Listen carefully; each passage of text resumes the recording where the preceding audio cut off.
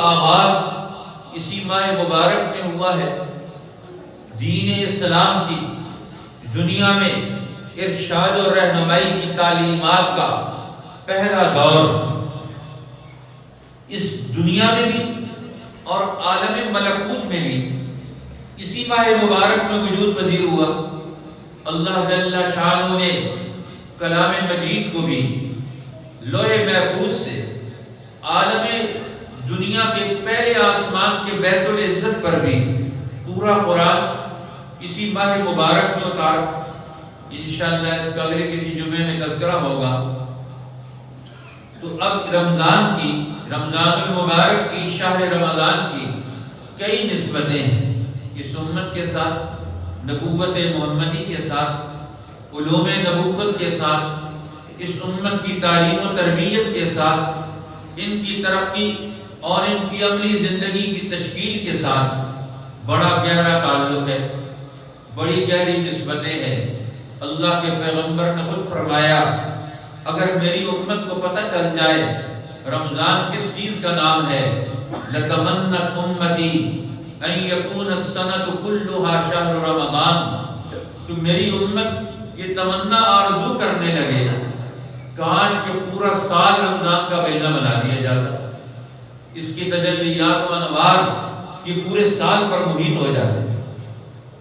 لیکن اللہ جل شانہ نے اس امت کے لیے ایک مہینہ مقرر کر دیا۔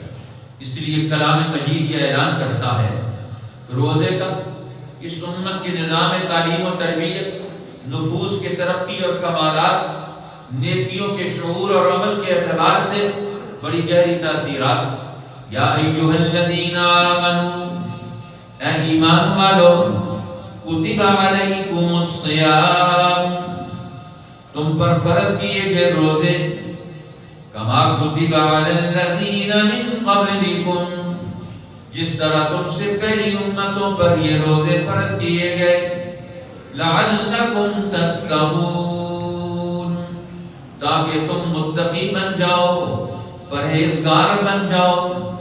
اب اللہ تعالیٰ روزے کا اعلان، رمضان المبارک کی نوعیتوں کا، فرض نوعیتوں کا اعلان، یہ رمضان المبارک کی اس نوعیت کا یہ فیصلہ اس امت کے لیے اللہ جل شانہ نے دین اسلام کے فطری اعتبار سے مدینہ طیبہ میں یہ حکم بھیجا اور مسلمانوں کو اس کی طرف توجہ دلائی۔ اے ایمان والو، کتب علیکم الصیام، تم پر روزے فرض کیے گئے۔ اب روحانی اعتبار سے روزے کے عمل کے ذریعے سے ایک مسلمان اپنی جہت بدلتا ہے، اپنی نسبت بدلتا ہے، اپنی مشابہت بدلتا ہے۔ اب باقی مشابہتیں اس کی مخلوق کے ساتھ، دنیا کے کام کاج کے ساتھ ہیں، یہ ختم ہونے والی ہے۔ لیکن یہ روزے کے عمل کے ذریعے سے اللہ تعالیٰ اس کے باطن کا رخ، اس کی مشابہت بدلتے ہیں۔ اب اس کی مشابہت فرشتوں کے ساتھ پیدا ہوتی ہے روزے کے ذریعے سے، کیونکہ وہ بھی کھاتے ہیں پیتے ہیں۔ فرشتوں کو اللہ نے کھانے پینے سے اور ان بشری تقاضوں سے اللہ نے ان کو نورانی مخلوق بنا کر محفوظ کر دیا۔ اب یہ روزہ رکھ کر ایک مسلمان پورے دن کا روزہ رکھ کر یہ فرشتوں سے مناسبت پیدا کرتا ہے، مشابہت پیدا کرتا ہے، تعلق پیدا کرتا ہے، رشتہ پیدا کرتا ہے، طہارت باطنی حاصل کرتا ہے، ذہنی ارتقاء پیدا کرتا ہے۔ یہ اپنے باطن میں کمالات الہیہ کے لیے استعداد پیدا کرتا ہے۔ اس لیے ماہ مبارک یہ انسان کو فرشتوں کے مشابہت اور استعداد کی طرف لے کر جاتا ہے۔ فرشتوں کی مشابہت اور استعداد وہ بڑی کمالات کی، وہ بڑی ترقیات کی۔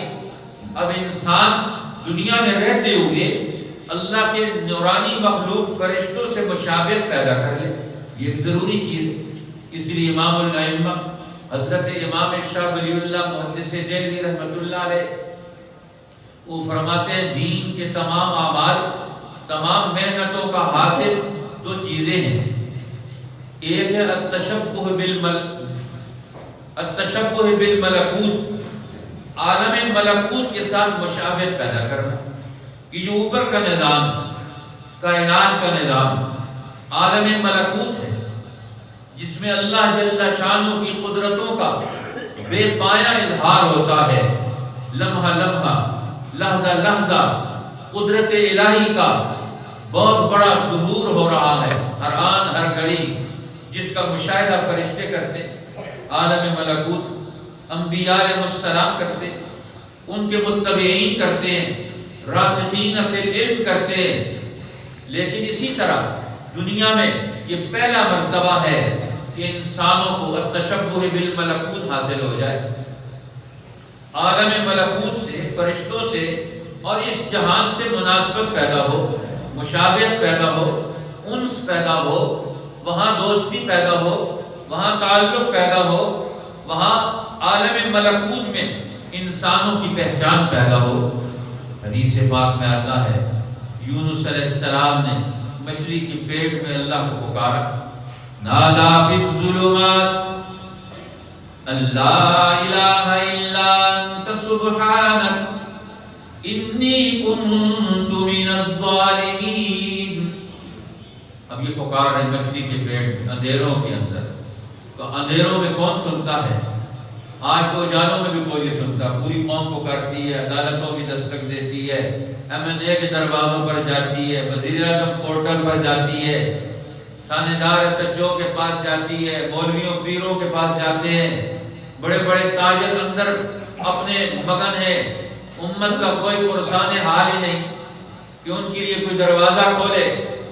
اب یہ یونس علیہ السلام دروازہ کھٹکھٹا رہے ہیں، سارے دروازے بند ہیں، لیکن ایک دروازہ کبھی بند نہیں ہوتا. وہ عالم ملکوت کا دروازہ ہے، جس کو کھٹکھٹانے میں، جس کے ساتھ دوستی اور تعلق میں انسان کبھی نامراد نہیں ہوتا.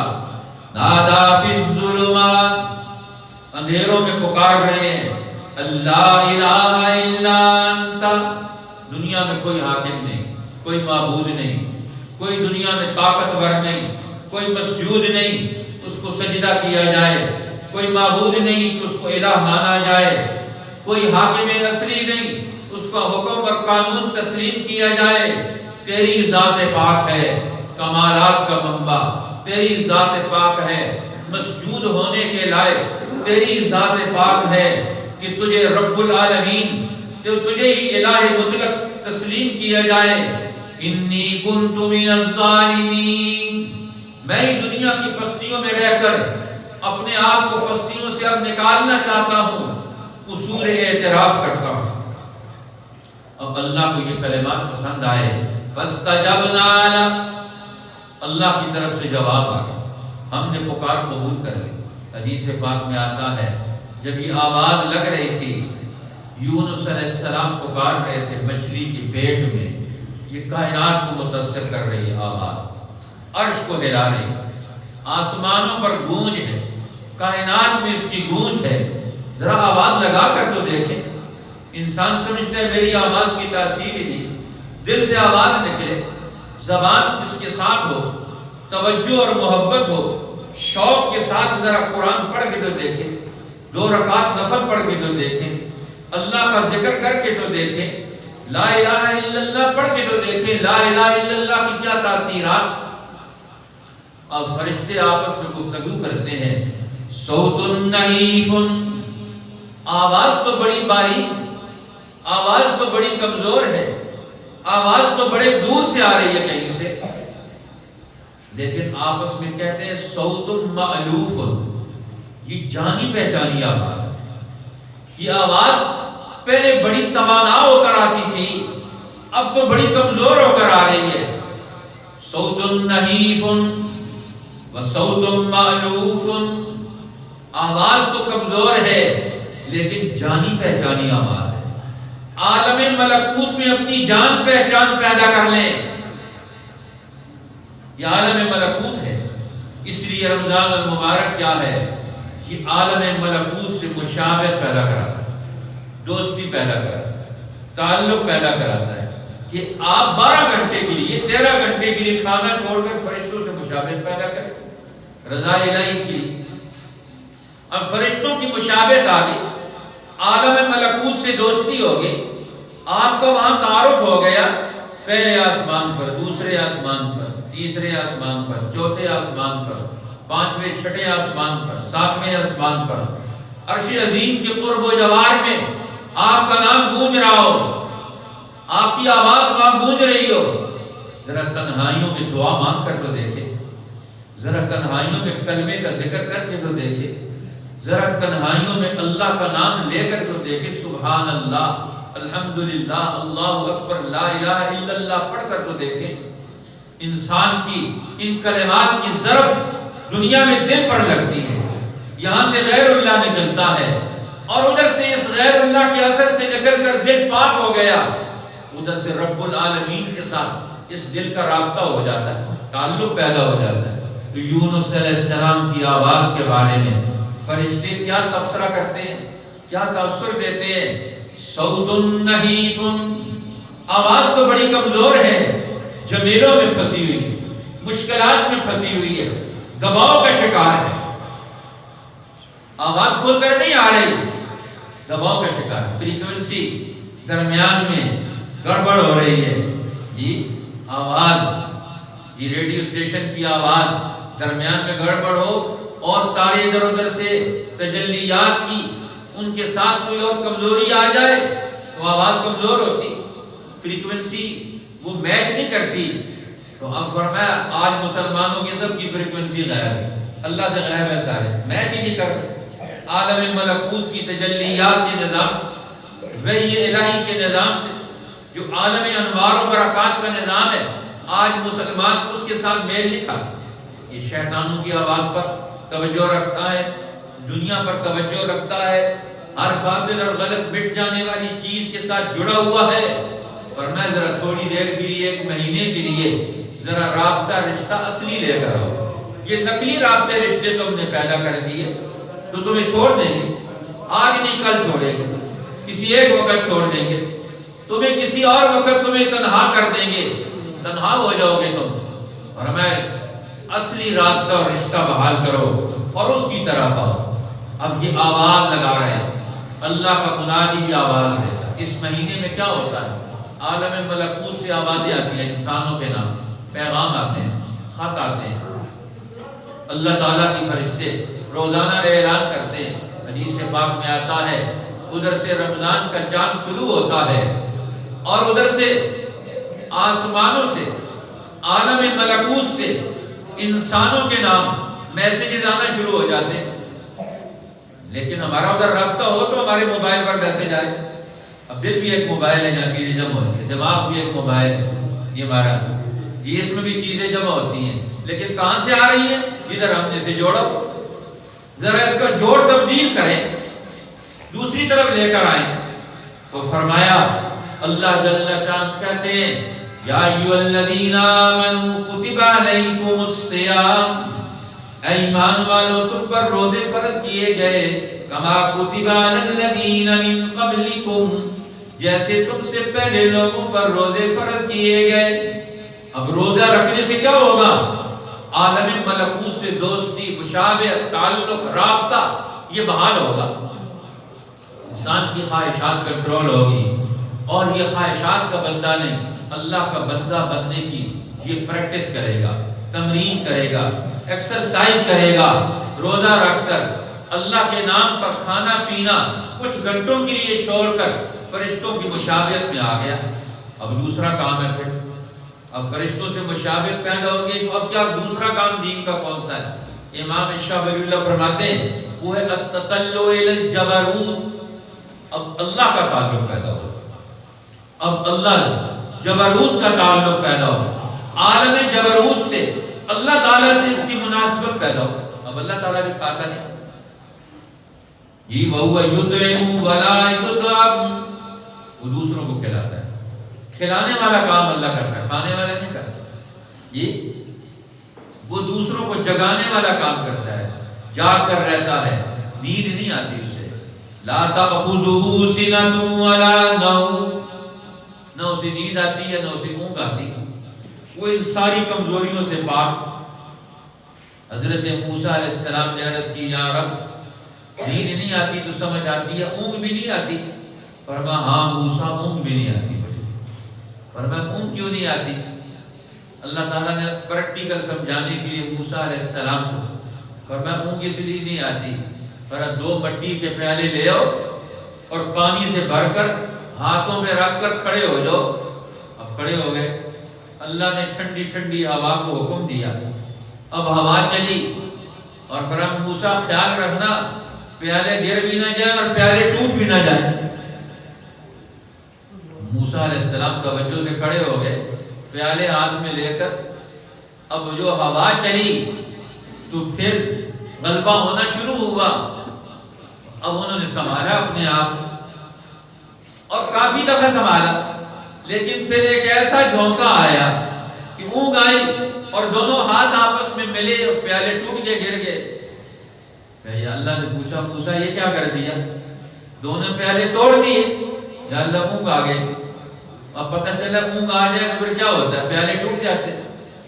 اور میں مجھے بھی اونگ آ جائے تو یہ زمین و آسمان کے پیالے ٹوٹ جائے ٹکرا کر، یہ نظام کائنات بکھر جائے، فنا ہو جائے، اس کو باقی کس نے رکھا ہوا ہے؟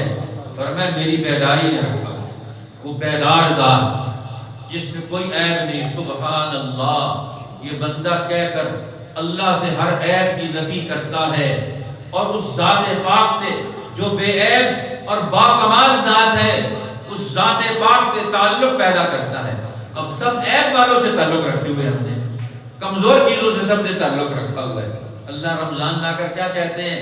بے عیب اور طاقتور ذات کے ساتھ رابطہ تعلق واپس لے کر آؤ، کمزور لوگوں کے تعلق سے نکلو تو تم تو اور کمزور ہوتے جاؤ گے۔ یہ ماہ مبارک کیا ہے؟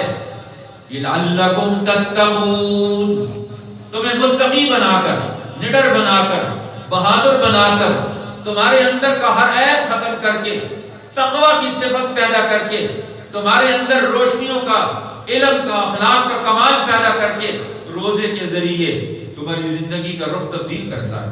اس لیے نبی پاک سرور دو جہاں صلی اللہ علیہ وسلم نے فرمایا من صام رمضان، جس نے رمضان کے روزے رکھے، وعرف حدودہ، اور جس نے رمضان کی حدود، اس کے آداب اور اس کی شرائط کی پہچان پیدا کر، معرفت پیدا کر، علم حاصل کر۔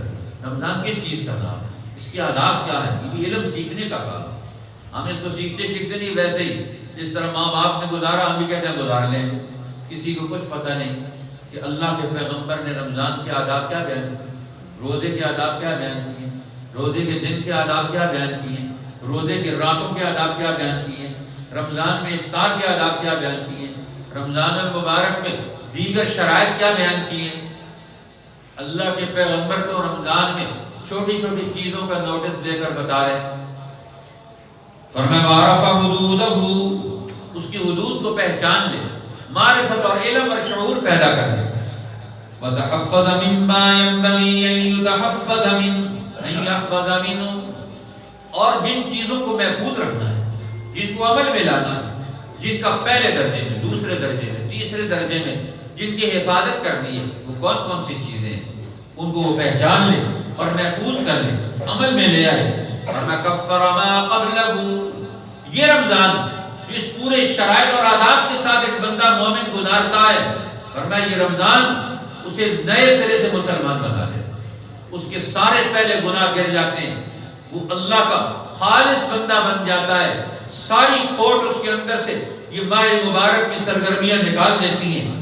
اس لیے حضرت سلمان فارسی رضی اللہ تعالیٰ عنہ نے نبی پاک صلی اللہ علیہ وسلم کا یہ خطاب نقل کیا کہ اللہ کے پیغمبر نے خطبنا رسول اللہ صلی اللہ علیہ وسلم فی آخر یوم من شعبان، اللہ کے پیغمبر نے شعبان کے آخری دن خطاب فرمایا۔ اب ادھر رمضان کا چاند شروع ہونے کو ہے، صبح رمضان ہوگا، اور اس سے پہلے ایک دن خطاب فرمایا آخر یوم من شعبان فقال یا ایھا الناس، اے لوگ، رمضان کا مہینہ تو مسلمانوں کے لیے، لیکن خطاب کل انسانیت کے لیے، اے لوگو قد اظلکم شہر عظیم، تم پر سایہ فگن ہو رہا ہے، ایک عظمتوں والا مہینہ، بڑا مہینہ آ رہا ہے، شہر مبارک، جس کا لحظہ لحظہ برکتوں کا حامل ہے، بڑی برکتوں کا حامل ہے۔ اللہ نے اپنی ساری عنایات و مہربانیاں اس مہینے کے رات اور دن کے اوقات کے ساتھ جوڑ کر بندوں کی طرف متوجہ کر دی ہیں۔ شہر فی لیلۃ خیر من الف شہر، وہ مہینہ جس کی ایک رات قدر کی 1000 مہینوں سے بہتر ہے۔ جعل اللہ صیامہ فریضۃ، اللہ نے اس کے روزوں کو تمہارے اوپر فرض کر دیا۔ وقیام لیلہ تطوعا، اور اس کی راتوں کو تراویح کی شکل میں، تہجد کی شکل میں، عبادات کی شکل میں قائم کرنا، بیدار رہنا، تمہارے لیے یہ ترقی کا، نفلی ترقی کا، اللہ کی رضا جوئی کا ذریعہ بنا دیا۔ من تقرب فیہ بخصلۃ من الخیر، جو نیکی کا کوئی کام، نفلی کام کرے گا اس میں، کان کمن ادى فریضۃ فیما سوا، اسے ایسے اجر و ثواب ملے گا جیسے رمضان کے علاوہ اس نے فرض عمل ادا کیا۔ ومن ادى فریضۃ فی کان کمن ادى 70 فریضۃ فیما سوا، اور جس نے ایک فرض ادا کیا ماہ مبارک میں، فرمایا ایسے اجر ملے گا جیسے اس نے رمضان کے علاوہ 70 فرض ادا کیے۔ اور فرمایا پھر نبی پاک صلی اللہ علیہ وسلم نے، وَهُوَ شَهْرُ الصَّبْرِ، یہ صبر کا مہینہ ہے، دین حق پر، رضائے الہی پر ڈٹ جانے کا مہینہ ہے، اپنی خواہشات اور دیگر عارضی مسائل کو کنٹرول اور قابو میں کرنے کا مہینہ ہے، یہ اپنے عقل کو جذبات کے اوپر حاوی کرنے کا مہینہ ہے، جس کو امام الائمہ امام شاہ ولی اللہ محدث دہلوی رحمۃ اللہ علیہ نے بڑے خوبصورت انداز سے تعبیر کیا، جس کو ہمارے والد گرامی حضرت مولانا قاضی شمس الدین صاحب رحمۃ اللہ علیہ نے اپنی کتاب برکات رمضان شریف میں اس کا اجمالی ذکر کیا کہ رمضان میں روزہ اور روزہ صبر کا ایک اعلیٰ ترین، کامل ترین مفہوم ادا کرنے والا عمل ہے۔ اس میں کیا ہوتا ہے؟ فرمایا انسان اپنی تمام خواہشات کو کنٹرول کر کے، قابو کر کے، سارے حیوانی جذبوں کو کنٹرول کر کے، قابو کر کے، اپنی عقلی قوت کو، ایمانی قوت کو اس کے اوپر حاوی کر دیتا ہے۔ گویا خواہشات کو عقل کی لگام ڈالی جاتی ہے۔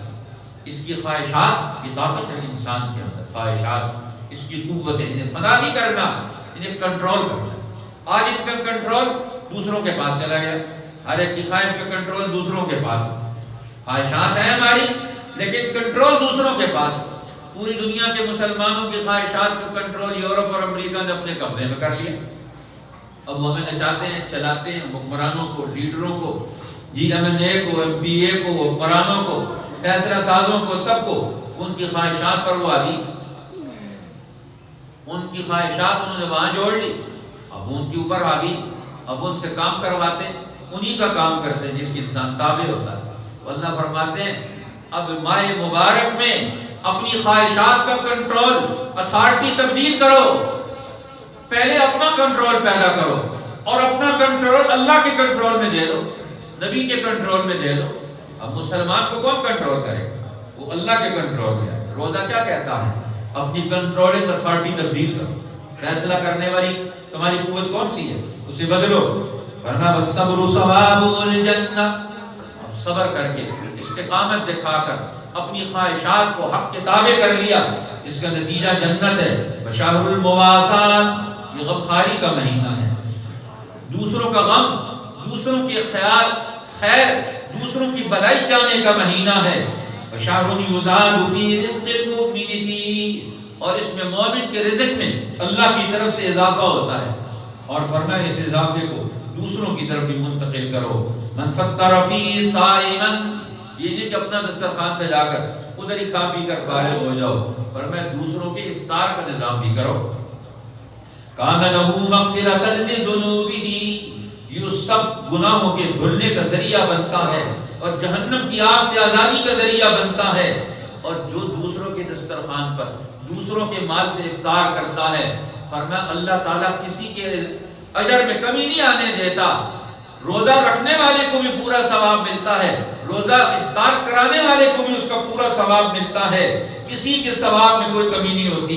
تو تو صحابہ نے عرض کی یا رسول اللہ ہمارے پاس تو اتنا مال نہیں، لیس کلنا نجد ما نفطر به الصائم، ہمارے پاس تو اتنا مال نہیں ہم روزے داروں کو اتنا بڑا افطار پارٹی کروائیں اور انتظام کریں۔